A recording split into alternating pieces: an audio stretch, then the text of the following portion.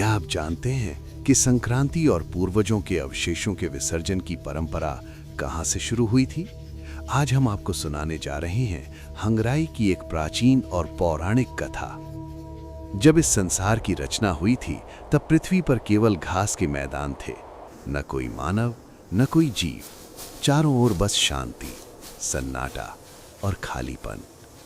तब भगवान शिव, जिन्हें त्रिपुरी समाज में शिवराय कहा जाता है, उन्होंने मानव की रचना करने का निश्चय किया और एक अंडा बनाया। कुछ समय बाद वो अंडा फूटा, एक तेज धमाका हुआ और उससे जन्म हुआ पहले मानव का। वो मानव अंडे से बाहर निकला और चारों ओर देखने लगा, लेकिन उसे अपने जैसा कोई नहीं मिला। चारों ओर था केवल सन्नाटा। ये दृश्य उसे डराने लगा।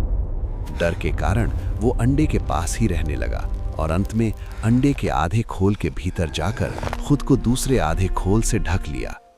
यही था संसार का पहला मानव, हंगराई।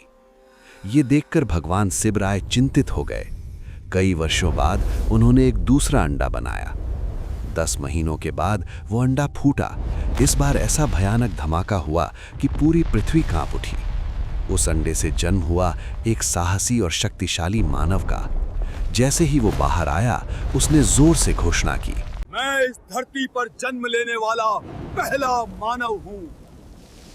मैं ही सबसे बड़ा उसने हूँ। स्वयं का नाम रखा सुब्राय। सुब्राय, इस पृथ्वी पर जन्म लेने वाला पहला मानव। मुझसे बड़ा कोई नहीं। लेकिन जब उसे अपनी जैसी आवाज सुनाई दी तो वो बाहर निकला। यहीं हुई हंगराई और सुब्राय की पहली मुलाकात। सुब्राय को बड़ा भाई माना गया और हंगराई को छोटा। हजारों वर्ष बीत गए। दोनों भाई वृद्ध हो गए। एक दिन हंगराई गंभीर रूप से बीमार पड़ गया। वो मृत्युशैया पर था और सुब्राय उसकी सेवा कर रहा था।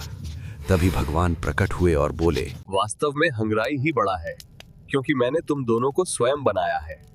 अब हंगराई इस संसार को छोड़ देगा और सुब्राय तुम उसके सभी अंतिम संस्कार करोगे। ये सुनकर सुब्राय रो पड़ा। उसने हंगराई के चरणों को छूकर कहा, हे बड़े भाई, मुझे क्षमा कर दीजिए। हंगराई ने प्रेम से कहा, सुब्राय, मेरे भाई, मैंने तुम्हें हृदय से क्षमा किया। उसने आशीर्वाद दिया और अपनी अंतिम सांस ली। हंगराई की मृत्यु के बाद सुब्राय ने पूरे विधि विधान से उसका दाह संस्कार किया। पौष मास के अंतिम दिन उसके अवशेषों को पवित्र नदी में प्रवाहित किया। तभी से लोग इस दिन अपने पूर्वजों की आत्मा की शांति के लिए ये पर्व मनाने लगे। इसी कारण इस पर्व का नाम पड़ा हंगराई।